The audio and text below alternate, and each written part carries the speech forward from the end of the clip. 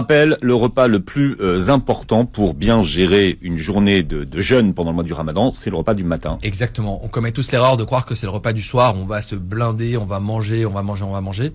Le plus souvent, on n'arrive pas à manger beaucoup. L'estomac, il est un peu rétréci. On est calé très très vite. Et on va se coucher, l'estomac un peu inconfortable. L'idée, c'est que le matin, on comprenne que c'est le repas le plus important. C'est le repas du matin qui va permettre de tenir toute la journée sans trop être fatigué, avec le maximum d'énergie, et surtout de miser sur des choses pas sucrées. Le petit déjeuner qu'on peut avoir occidental le matin, le croissant, le pain au chocolat, le lait, café au lait, ouais, ça c'est la confiture. C'est la pire des choses puisque ça va entraîner un pic de glycémie, c'est-à-dire que votre taux de sucre va monter très vite dans le sang, votre organisme il va pas comprendre, il va dire mais qu'est-ce qui se passe? Pourquoi j'ai autant de sucre dans le sang? Il va donc, en réponse à ce sucre, produire une hormone qu'on connaît bien qui s'appelle l'insuline. L'insuline, elle va dire OK, le sucre qui est en grande quantité, il faut qu'on le stocke. On a besoin de le stocker parce que là c'est trop élevé. Qu'est-ce qui se passe? L'insuline monte, le taux de sucre baisse brutalement et à 11 heures, on a faim. Donc si jamais vous consommez des choses très sucrées le matin, eh bien c'est le coup de barre et la faim assurée à 11 heures. Donc l'idée c'est que, je sais que c'est difficile, mais le matin il faut manger salé. Il faut manger du riz, des pâtes, du pain complet, des céréales. Alors pas les céréales, les chocolats, trucs, hein, des vraies céréales pour justement. Les chocs-trucs, ouais. Voilà. Les céréales, le chocolat, qui ne sont surtout pas des céréales d'ailleurs. Non, qui sont pas du céréal. Les trucs extrudés. Complètement, c'est des produits raffinés bourrés de sucre. Ouais. Mangez de la dinde et du fromage et c'est comme ça que vous allez recharger toute l'énergie pour tenir toute la journée. Bon, spéciale dédicace au docteur de Labo.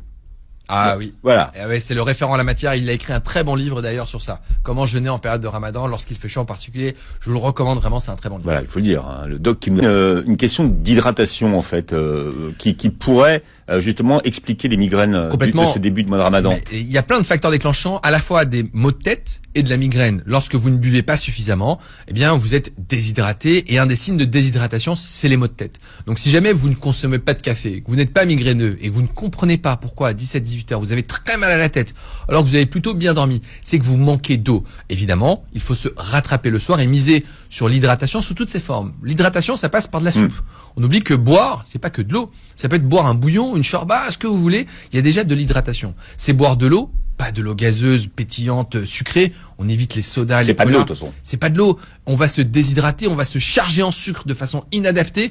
Tout le bénéfice de la restriction calorique de la journée, vous allez le perdre en buvant un truc bourré de sucre. Ça sert strictement à rien. Manger des fruits et des légumes, c'est tout bête. Mais dans la pastèque, vous avez de l'eau. Dans le melon, vous avez de l'eau. Mangez une compote, des choses de base qui vous permettent de vous hydrater, d'avoir l'équivalent d'1,5 litre à 2 litres d'eau dans votre organisme pour que la journée du lendemain, et si possible avant le lever de l'aube, reboire de l'eau et que ça soit le moins difficile possible. Donc ce que vous dites en gros, c'est que pendant le mois de Ramadan, c'est un bon moment pour revenir aux bases, parce que tout ce que vous dites, c'est revenir aux bases. Exactement, et j'observe des recettes de cuisine en ce moment spécial Ramadan. Alors c'est vrai que c'est cool, ça cartonne sur les réseaux. On voit des trucs, ouah, ça a l'air magnifique, des bad-boot et du pain maison. Il y a que des féculents. Regardez, il y a pas 1 gramme de légumes. Le bad-boot, c'est léger, parce que quand tu trempes le bad-boot dans ta soupe, en plus t'as pas du tout l'estomac qui gonfle. Pas du tout. Mais oui, non, mais c'est vrai, mais il y a que des féculents.